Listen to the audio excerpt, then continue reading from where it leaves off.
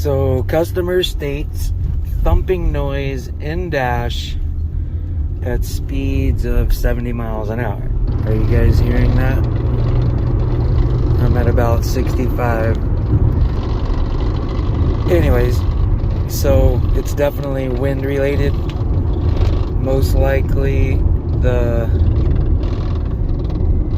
molding around the front windshield is flapping in the wind. Because I'm gonna recommend a new window. As you can see, the window's cracked, and a new molding. You never know.